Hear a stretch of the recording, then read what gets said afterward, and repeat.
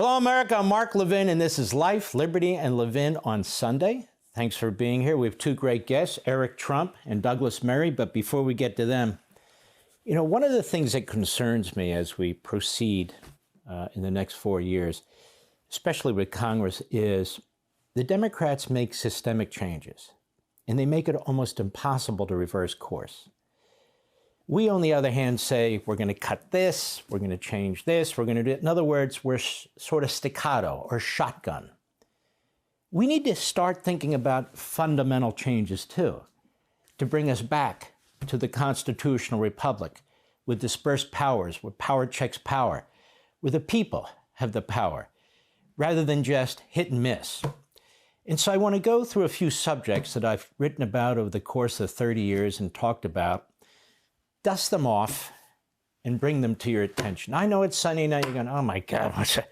You're the smartest of audiences. We're going to make it very intriguing, but I think it's very, very important because you hear these things talked about, but I want to bring some actual context and shape to them. Let's take a look at immigration. What we've experienced over the last really 60 years, since the 1965 Hart-Celler Act, during the so-called Great Society, is the fundamental transformation of citizenship, a complete change of our immigration system.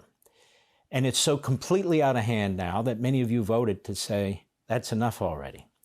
But just a little bit of history. In 1965, the Hart-Celler Act was passed. What did it do? It eliminated immigration quotas, national quotas, by country or region. Why did it do that? Because they didn't want quotas and they didn't want limitations. They eliminated merit-based, job-based immigration. That is, people were to come into the country based on our needs as an American people, our culture, and our society.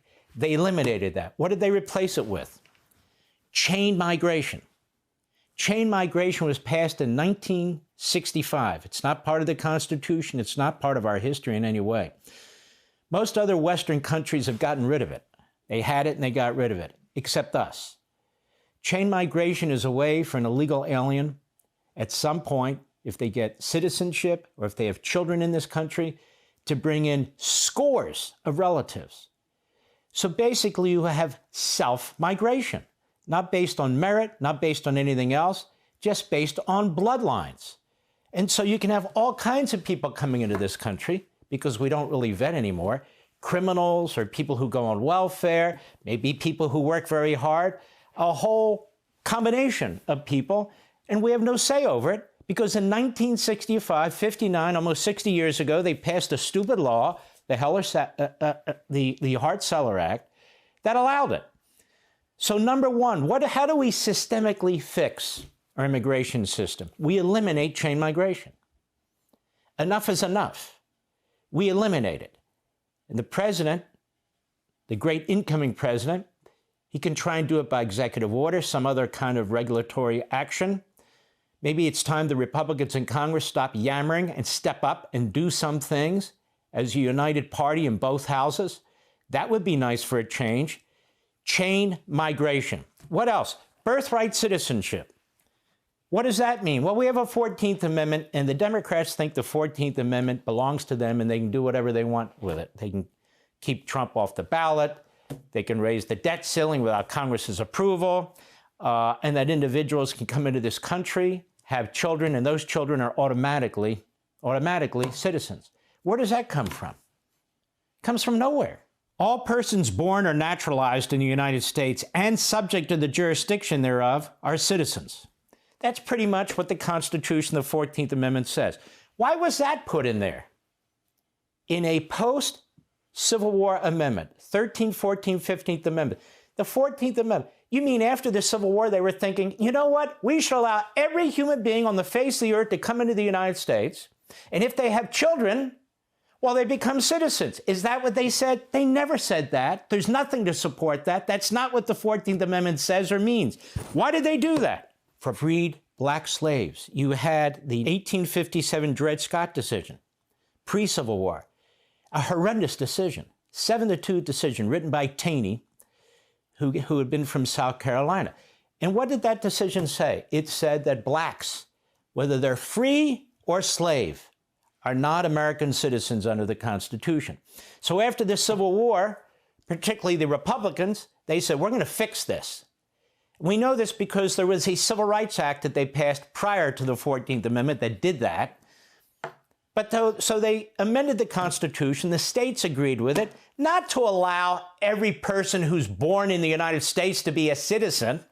You have tourists in the United States, diplomats in the United States. What, they have kids in the United States and they're automatically citizens? How ridiculous is that? No, birthright citizenship belonged to African Americans after the Civil War. That's what they were trying to correct. That's what they did correct. So it has nothing to do with the way it's interpreted today. And by the way, I've looked at the Supreme Court decisions, one in particular. They don't create that either. So we ought to attack this issue of birthright citizenship. Joe Biden has let in 11, 21 million, God knows how many illegal aliens. Our own government doesn't know how many with the gotaways and so forth. So now they have children and they're American citizens.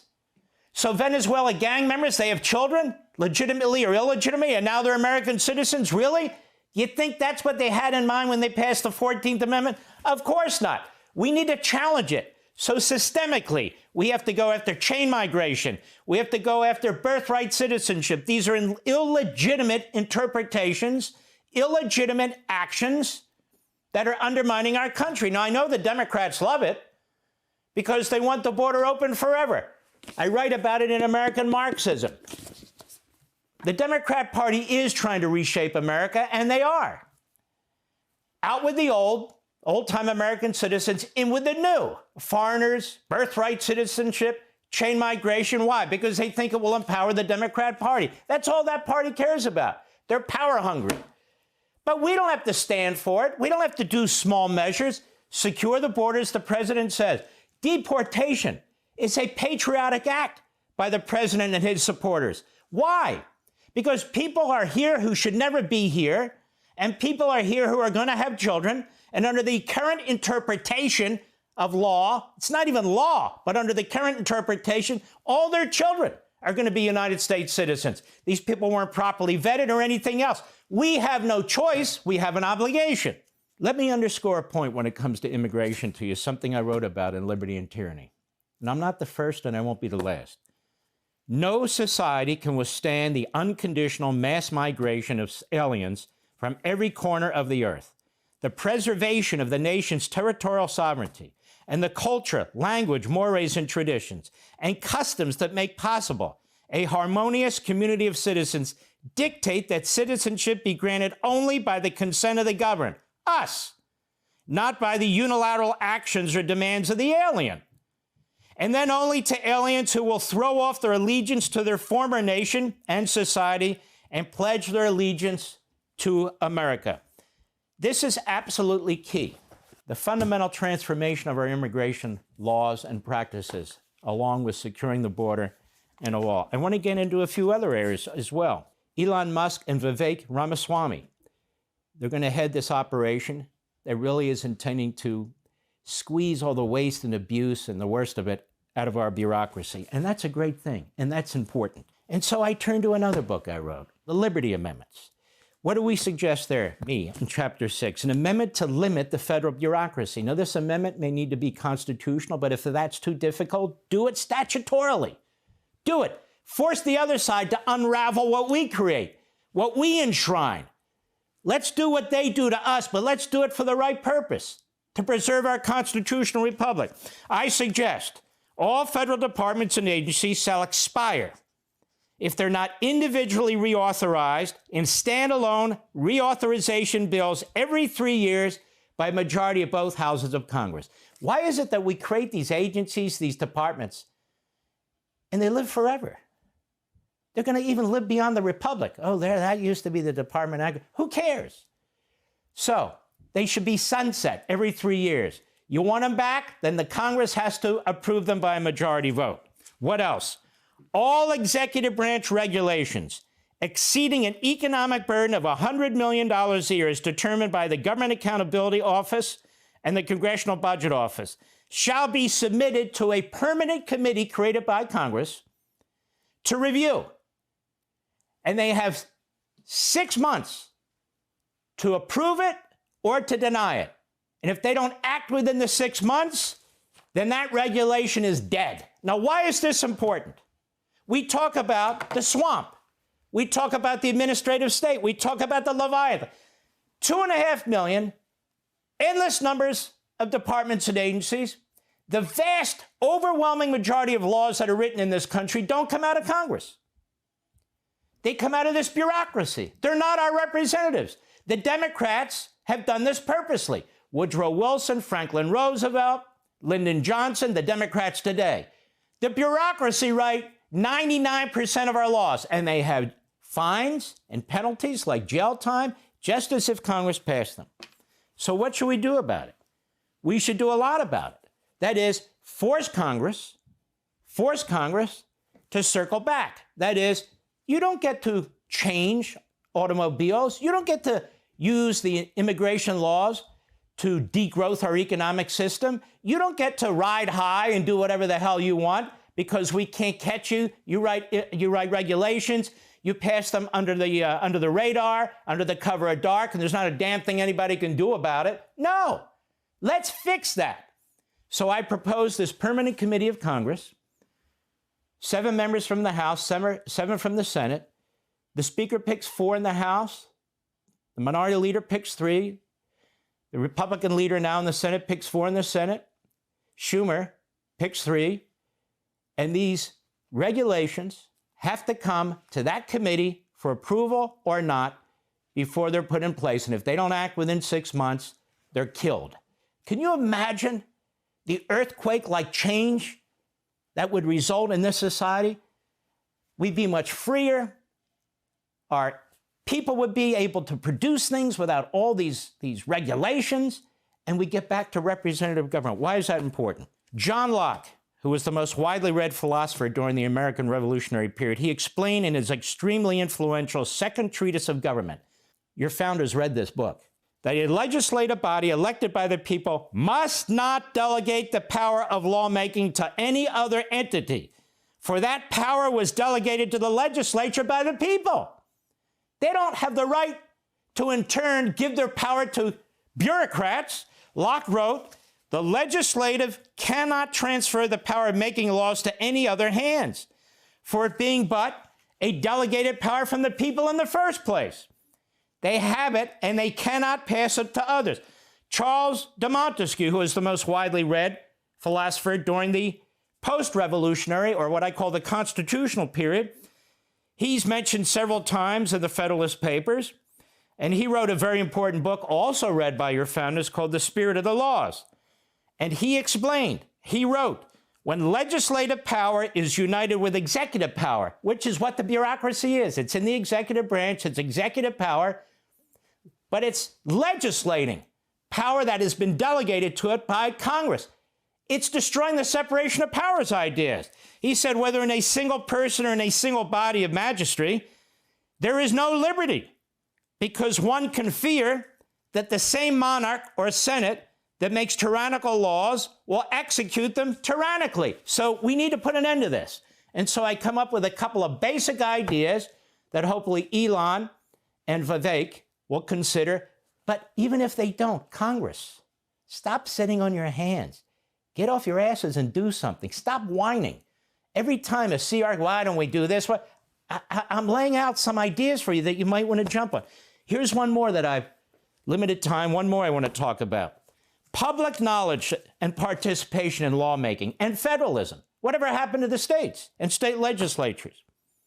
So I suggest there shall be a minimum of 30 days between the engrossing of a bill or resolution, the putting up of a bill and the voting of a bill.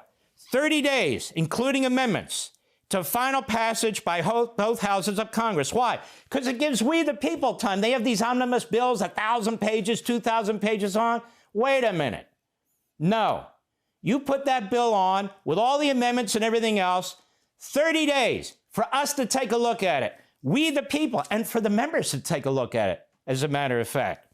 Upon 3/5 vote of the state legislatures, the states may override a federal statute. What do you think of that? The federal government has grabbed all this power from the states and localities. I'm saying it's time to give some back. How do we do that? Logically. Congress, you can pass these laws, but if the states, the state legislatures in specific, if they can muster and get 3/5 of the state legislatures to say, no, we don't support that law, we're going to override it. Not rewrite it, not amend it, override it. 3/5 of vote of the state legislatures, they can override a federal statute. Oh, and also, I provide they can override a federal regulation, even after Congress is done. Is this too much to think about on a Sunday night? You can play it back. But these are systemic ways to enshrine improvements in our system so we can get back to representative government, so we can get back to government that's focused on its constitutional responsibilities, so we can rein in the massive federal bureaucracy. There's many other things we can do too. And we can also end revolution by immigration, which is destroying this country, which is intended to destroy this country, which is killing people in this country systemically. No more birthright, no more chain migration. Fight it all the way to the Supreme Court if you have to. We'll have more ideas as the year goes on, but those are some of mine that I've written about and I've talked about over the years. Hey, Sean Hannity here. Hey, click here to subscribe to Fox News YouTube page and catch our hottest interviews and most compelling analysis. You will not get it anywhere else.